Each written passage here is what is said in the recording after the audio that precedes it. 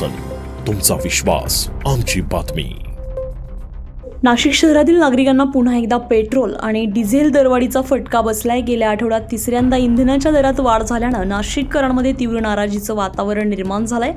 आधीच काही दिवस इंधन तुटवड्यामुळे त्रस्त असलेल्या नागरिकांवर आता दरवाढीचे दुहेरी संकट ओढवलंय। सतत वाढणाऱ्या पेट्रोल डिझेलच्या किमतीमुळे सर्वसामान्यांचे आर्थिक गणित बिघडलेलं असून विशेषतः नोकरदार वर्ग आणि रोजच्या प्रवासासाठी वाहनांचा वापर करणाऱ्यांवर याचा मोठा परिणाम होतोय। पगार तेवढाच मिळतो, मात्र पेट्रोल डिझेलचे दर सातत्यानं वाढत असल्यानं महिन्याचा खर्च सांभाळणं कठीण होतंय, अशी प्रतिक्रिया अनेक नागरिकांनी व्यक्त केली आहे। पेट्रोल का अभी हमारे ऑटो में रिक्शा में पेट्रोल भी लगता है। अभी उसकी 3 लीटर की टाकी है। अभी इंसान 3 लीटर का 300 रुपये का पेट्रोल डालेगा और गैस 480 का डालेगा। अभी उसमें प्लस में CNG का भाव भी बढ़ गया, 900 रुपीज़ हो गया। अभी वो समझो 5 लीटर की टाकी पकड़ो, 500 वो 300 ये कितने हो रहे 800 रुपये। इंसान के दिन भर का धंधा भी नहीं हो रहा इतना, धूपकाले में पब्लिक बाहर नहीं निकल रही, तो उसको हम लोग क्या कर सकते हैं। अभी सवारी को नासिक की ओर जाना है शालीमार से, अभी उनसे हम 40 रुपये सीट ले रहे हैं, तो वो क्या बोलते क्या यहाँ पे भाई हम इतना सवारी नहीं देंगे, 30 रुपये देंगे। अब शालीमार से दौर का बंद है, कितना घूम के जाना पड़ रहा है हम लोग को, उसका हमारा रेट कौन देगा। अभी यहाँ पे मीटर के भाव कर रहे हैं, मीटर पे क्या डिपेंड होगा बताओ ना मेरे को, क्या पकड़ेगा इंसान को।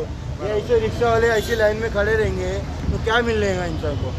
हाँ, फिर बोलते स्वच्छ भारत स्वच्छ नासिक, कुछ नहीं भाई। नासिक में जो हाल है गरीब के वही रहने वाले भाई।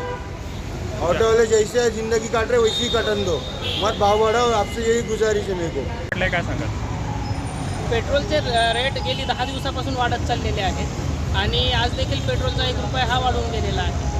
आता सामान्य जनतेपुढे हा प्रश्न आहे की करणार काय। पगार लोकांना कमी आहे, त्याच्यामध्ये हा दिवसेंदिवस पेट्रोलचा भाव वाढत चाललेला आहे, भरायचं कसं। आणि काही ठिकाणी तर असा प्रॉब्लेम आहे, पेट्रोलसुद्धा मिळत नाही आहे। एवढे रेट वाढून देखील पेट्रोल मिळत नाही आहे। तर अशा सिच्युएशनमध्ये लोकांनी करायचं काय। तुम्ही बघू शकता इथे किती गर्दी आहे पंपवर, एवढे दर वाढून सुद्धा।